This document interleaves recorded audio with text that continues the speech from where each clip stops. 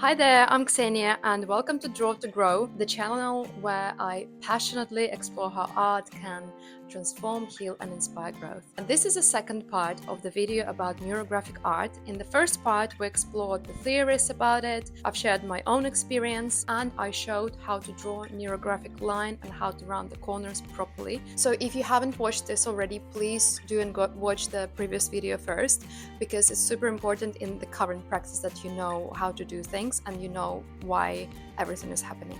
So in this video, I'll explain to you how to draw the algorithm of removing limitations, and as you may have guessed, limitations from our brain and our mind. Neurographic art is an intentional art, meaning that every time we have to choose a topic that all of us will be drawing at this time. So I was thinking which thing would be very important to me but also resonate with other people, and I chose financial independence. Being a mom for 2 years made me very dependent on other people, and that's not really comfortable. I'm sure other ambitious moms would understand me too. So yeah, today we're drawing financial independence. Let's get one step closer to it by doing this neurographic drawing. So the materials that you'll need will be just a little piece of paper, any paper, A4 paper. I like to use thick paper, but I'm not going to go into details now. You can use just normal cartridge paper, that's not a problem. A pen to make notes. Super important point is to have the permanent black marker, which Sharpie is the most common. You can use other ones. I personally also love using liner pens. Also, you will need a collection of colorful markers or pencils. If you're using pencils, I recommend getting soft ones. But guys, if you do want to get a separate video on materials and the best things I personally love, let me know in comments. So as we said, today's topic is financial independence. So let's take our papers and write down the topic.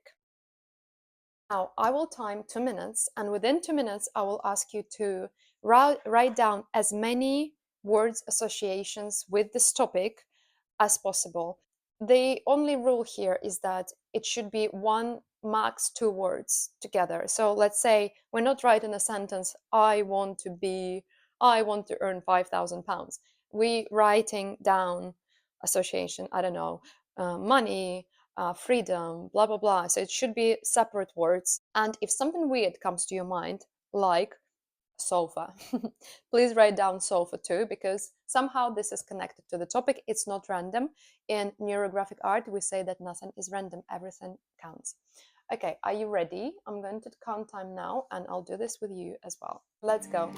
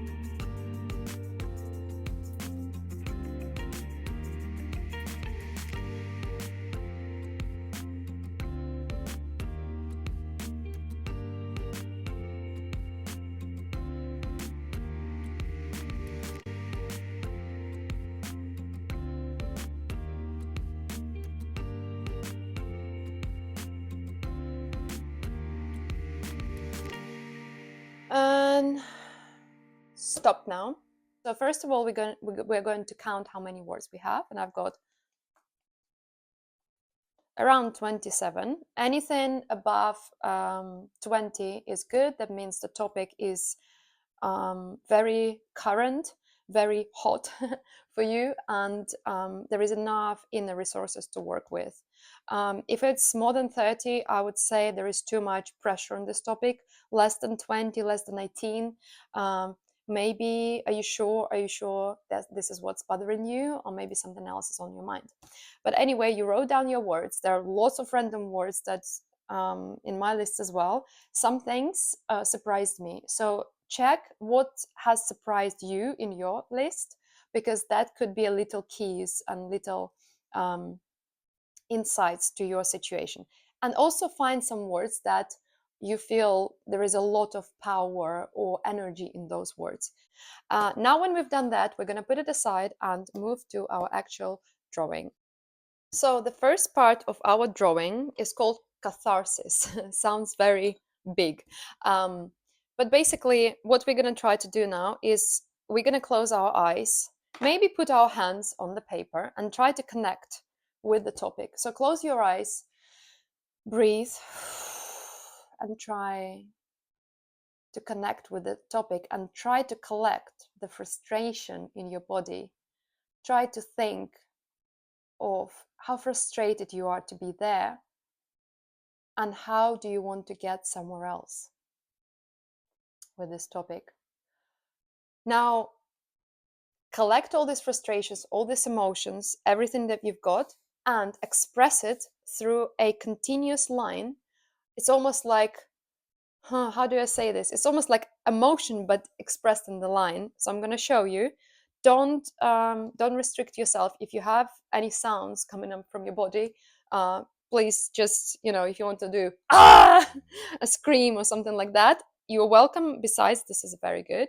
So without taking your marker or a pen off your paper, for no more than 3 seconds, express all your frustration. Okay, as you can see, the choice of this pen wasn't the best, but I can still see it. I can see on my camera that you can see my lines. So that looks something like that. Now, we're looking at this object, and this object symbolizes our attitude, our pattern thinking about the particular problem in our life.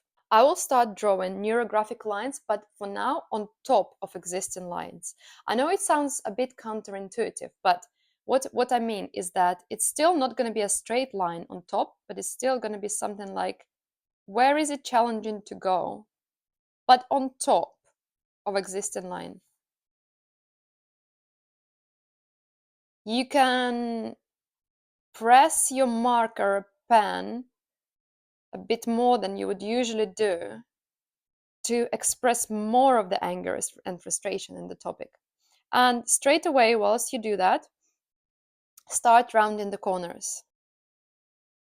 So we will be working with a few layers, and this is the first layer, which is called the personal layer or an ego layer. And what we mean by that is that this is the visual representation of the way the topic, which is financial independence, look inside your head. It's nothing to do with the reality. It's just your head. And the shape itself is a metaphor, and you can see that it has limits. And that's a metaphor for the limits in our head regarding financial independence. So as you know, we have thought patterns and limitations that come from our upbringing, that come from our past experiences, past failures, from the films that we watch. All of this kind of collective experience gets in our head and makes the view on the particular topic quite limited. So think about limitations that pop in your head about financial independence for yourself. For example, for me, I don't understand how to have a financial independence achieved by myself, but also spending as much time as I want with my daughter.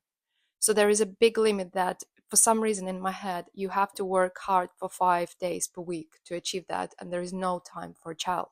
So think about your limitations and how are they are actually not even yours. Think where they're coming from and tell yourself that you're ready to let go. As you may have heard, for example, in quantum physics, the concept of time doesn't exist and everything we have is just now. So our perceived future, so the outcome of our financial independence, would depend on the state of mind, body, and spirit that we have right now. So if we tell ourselves that, let's say I say to myself, financial independence is not possible to achieve whilst being a mother, then the future, the perceived future, would tell me exactly the same. It would show me the same picture of the world that I believe in right now. So our goal today is to remove those limitations and to feel that things outside our limits are possible. But since you're here, I'm sure that you are ready to go past those limitations. So that brings us to the second stage of our drawing, where we are going to be extending the lines that stick out from our existing problem. So what we are doing here is, again, visually, we're trying to show to our mind that the original limit that we had there is expanding and is going to the world and taking the feeling that there are different opportunities. So when you interact with the world, let's say you met a person who's also a mom but also financially independent, and suddenly you realize that, okay, this is also possible. And when we start interacting with the world, we understand that pretty much anything is possible.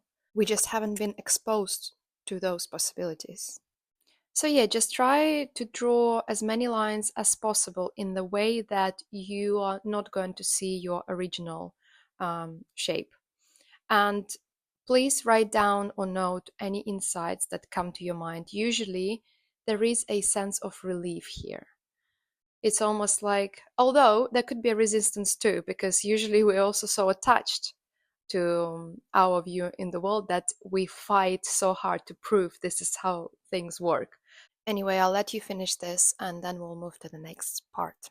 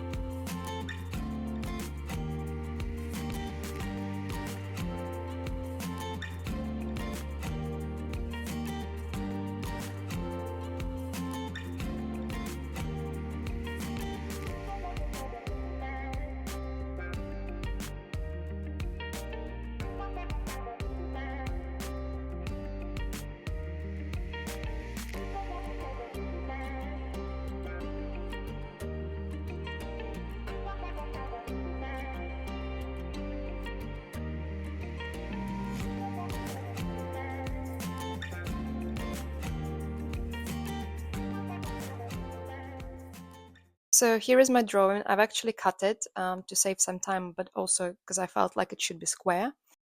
So now we are going to coloring. So please choose the colors that feel intuitively right for your topic today. My first one was orange. I keep seeing those oranges, but I also I had a selection of like greens and pinks. I don't know how I'm going to use it. Don't think too much what these colors mean. We don't care about that. Just start drawing with the colors that you love. Basically, the only rule in neurographic art is to not create little patches of color separated from each other. Let's say orange, orange, orange, orange. We don't want to make it patchy, because for our brain we want to see the whole picture. Again, like, think of the rule that everything is connected, so we want to connect different parts of the drawings together. And if you notice that you start drawing only the part, that the original one, that means you came back to your ego. So what I highly recommend is actually to create lines of drawing throughout the page. Like, let's say this line would be orange, this line would be blue, or something like that. But yeah, what we don't want to have at this stage is to think too much about how beautiful it should be, or that it should be perfect, and worry about the color. We just do it intuitively and try to get pleasure out of it. Um, in neurographic art, the destination does not matter as much as the process itself. So I just like to apply the orange. If it's a bit ugly at the end, I don't mind. So when you start using the color, also think, what could that color mean in your topic? Why did you choose orange today, or a yellow? What does it mean for you? As I said, choose intuitively, but then explore this thinking a bit more.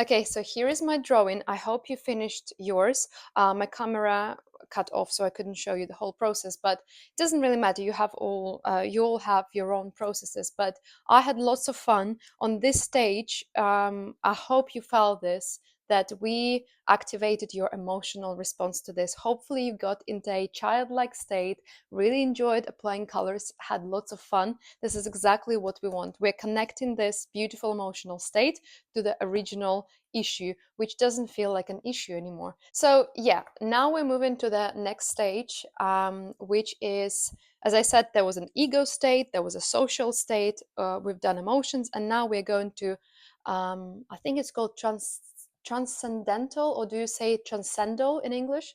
I'll call it transcendental state, where we had lots of thoughts, we've experienced our emotions, we thought of what could be done. Now the third layer of this, it's something that is bigger and higher than us. And I'm not talking about religion, everybody has their own beliefs. I'm just saying about the feeling of trust and something that's bigger than us, that something knows better. The next stage we're doing is we're drawing a circle anywhere on your drawing, whatever feels comfortable for you, and the circle would signify that among all this chaos, among all those anxieties, among all these possibilities, there is one perfect solution that is right for you, and that would help you to get where you want to be.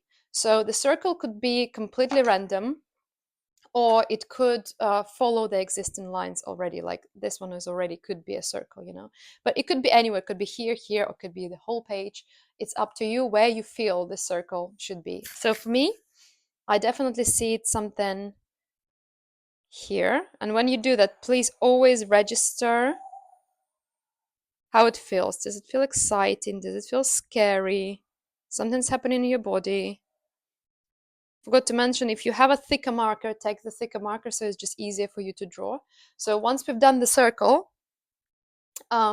we will make it as thick as you need, but it has to be, the lines on the circle has to be significantly thicker, so it's almost like pops out from the page. I'm making the circle thicker, and at the same time I'm integrating it into the whole picture.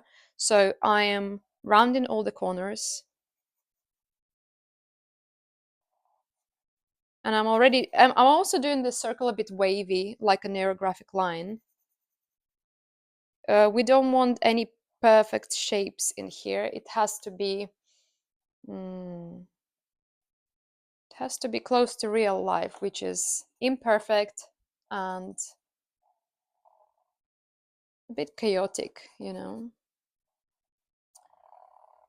But yeah, this is my circle, and you will see that this stage changes everything. So before that we had a lot of fun, a lot of exploration and thinking. Now you will feel how the energy will start to come to you. And what's important here is to keep exploring the topic for yourself. Don't get distracted. See what insights can come to your mind when you draw in this circle and this.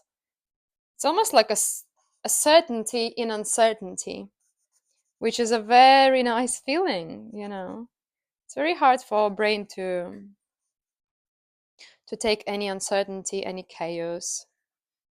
So in a way, I guess we're trying to give it some structure, something to focus on. Many people struggling, including myself in the past, to choose one thing. Because first, by choosing one thing, you're gonna have to grieve something else, the one that you haven't chosen. But this is life. This is setting our priorities, setting something what's important for us.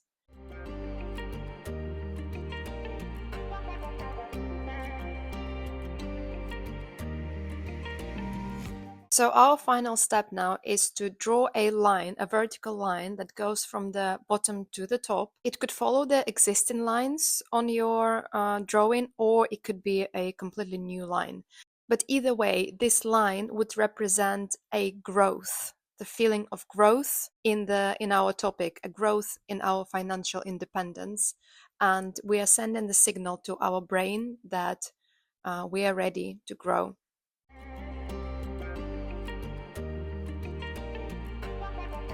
Yeah, that's what we've done. I hope that gave you lots of energy, focus, some new insights. I also encourage you to write down another 20 words with your topic after drawing this, because you will see how they have changed, and you will see how much more positive your attitude towards this became. I really enjoyed it. I hope you did too. Please share what you've learned, what insights did you get, what feelings and emotions you have experienced. I'd be very interested to hear. And please hit the like button if you want to help this channel grow, because it's very new, but I have so many ideas. Subscribe if you want to see more, and I'll see you another time. Bye bye.